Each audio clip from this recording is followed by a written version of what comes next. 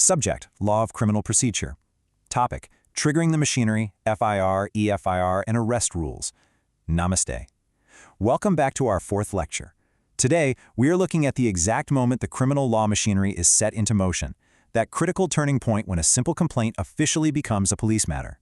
So, let's dive into this. When a crime actually occurs, what is the first official step? Well, it's the First Information Report, the FIR.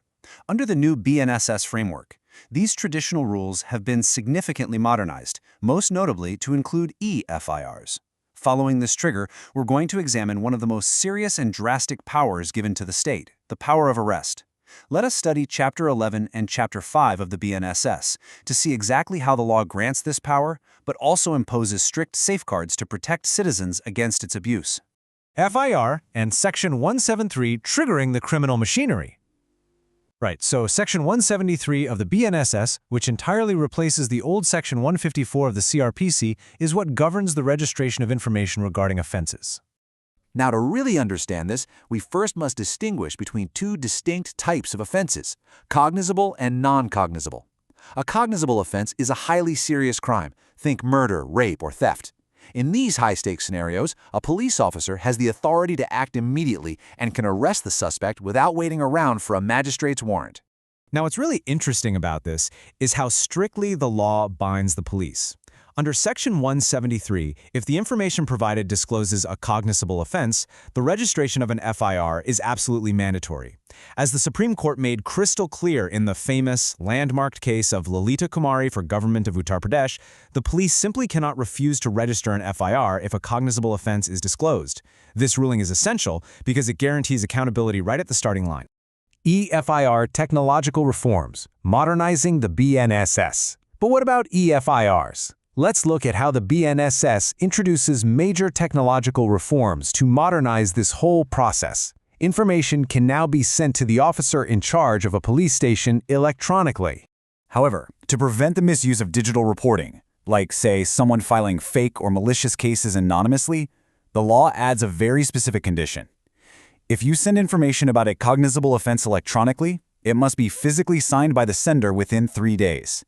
It is only after this signature is obtained that the E-FIR will be officially registered and acted upon. On the flip side, what happens with non-cognizable offenses?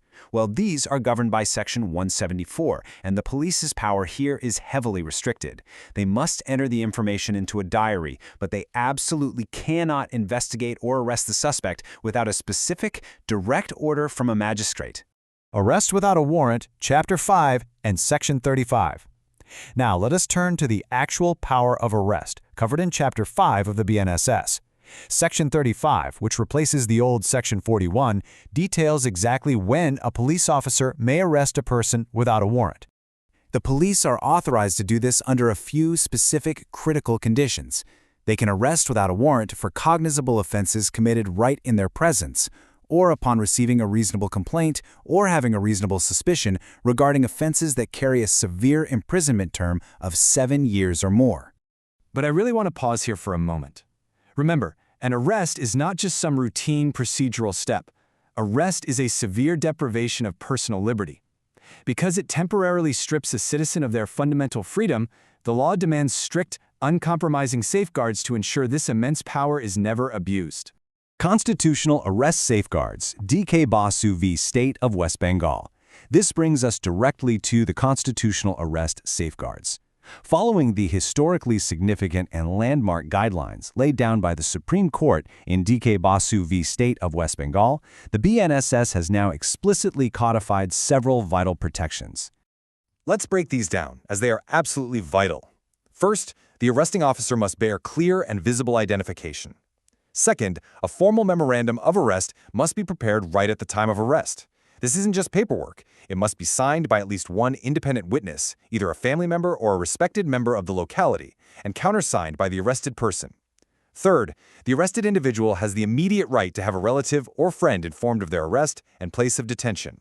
And fourth, under Section 53, a medical examination of the arrested person is mandatory immediately after the arrest, a crucial step to officially document health and prevent custodial violence. The 24-hour rule, Section 58 and Article 22. Finally, we must look at the 24-hour rule, a bedrock protection codified in Section 58 of the BNSS and backed firmly by Article 22 of our Constitution.